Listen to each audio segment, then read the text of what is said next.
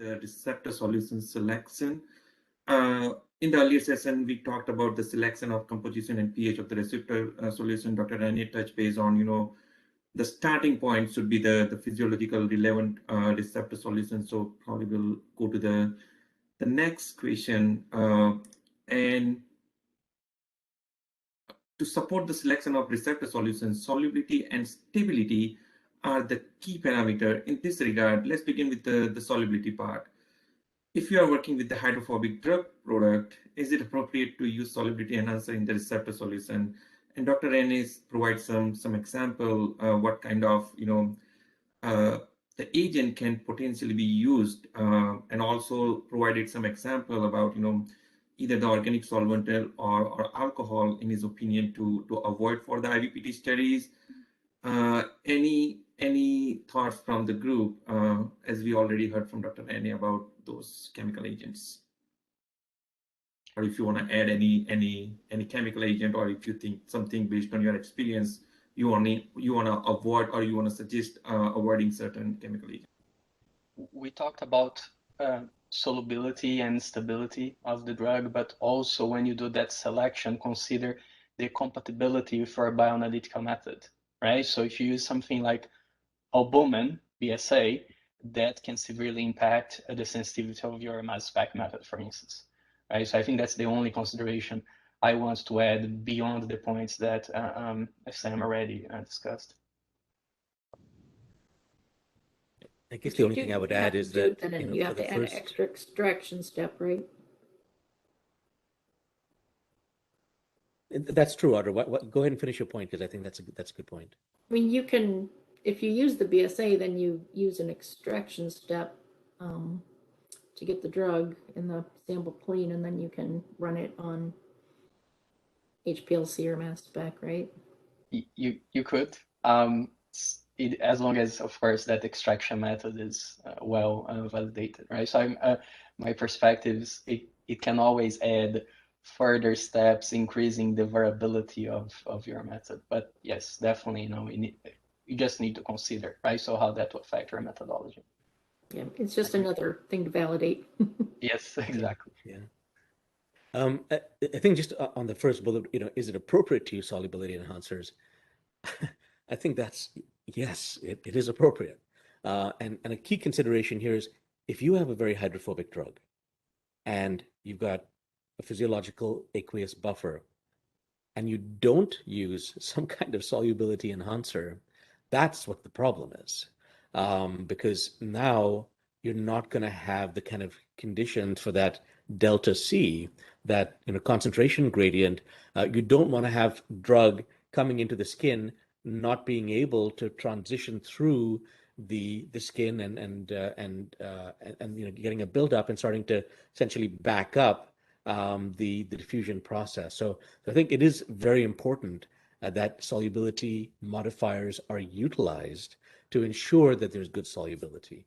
And then it's just a question of which ones specifically and what are the considerations both for adequate solubility but also for analytical.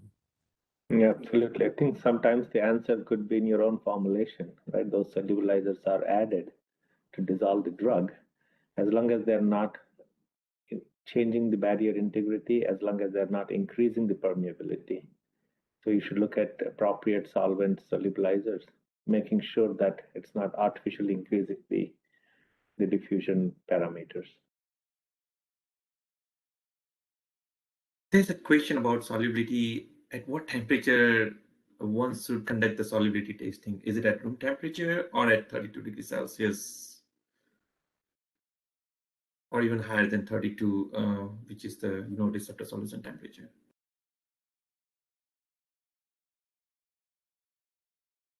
Well, I think it's important to remember what your drug's being exposed to. So it's exposed to an elevated temperature, ideally 32. You can run multiple, outside of 32, a lower and a higher, if you want to do the extremes, but certainly at least match the condition that your drug is in through the duration of the experiment. And also, if I can add something, right? So we're talking about the solubility in the receptor solution, but always consider that you may need to storage those samples prior to analysis. And maybe if you're decreasing temperature and your drug is very sensitive in terms of solubility, you may have drug crashing out of solution. Further, you are keeping potentially your samples, right? So into refrigerated storage in your HPLC, let's say, right?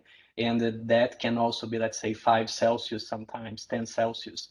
So you're decreasing the temperature. So be aware, you understand, of course, you can always dilute your samples to prevent that, solubility crash, but also be aware of the analytical piece after.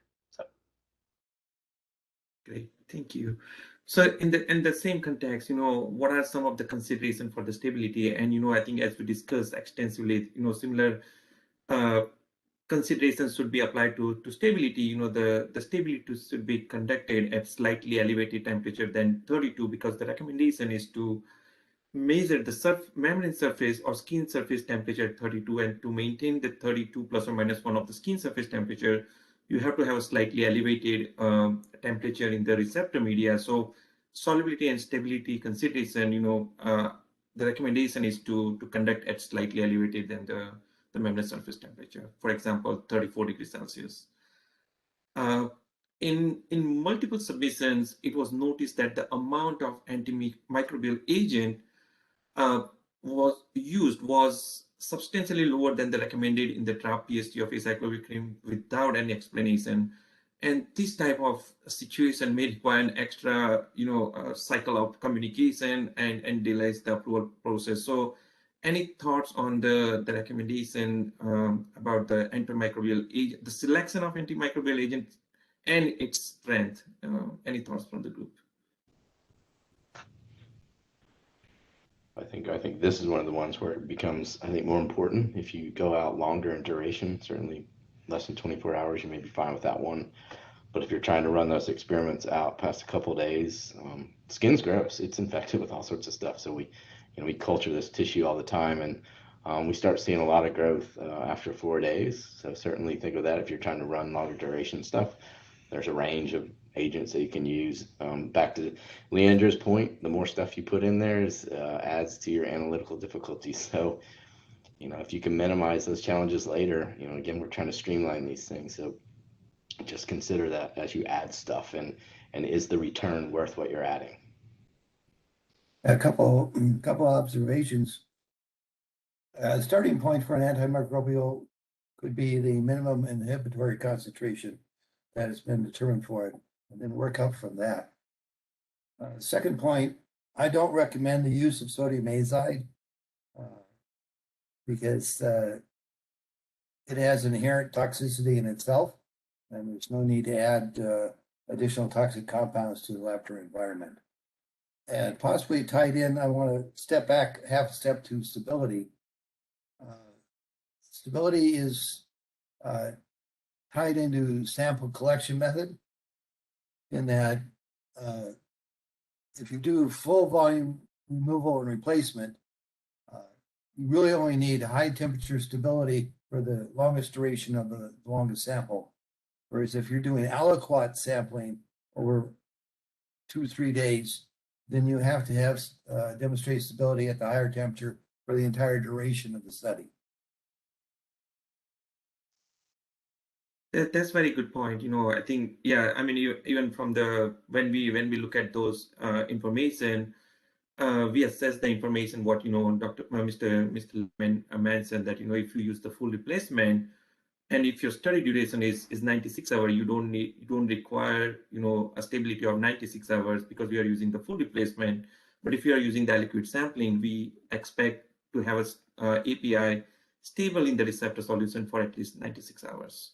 And it ties in a little bit with the antimicrobial. If you do an aliquot sampling, you're allowing the microbes to accumulate during the entire study process, whereas full volume sampling, you're putting in fresh sample each time.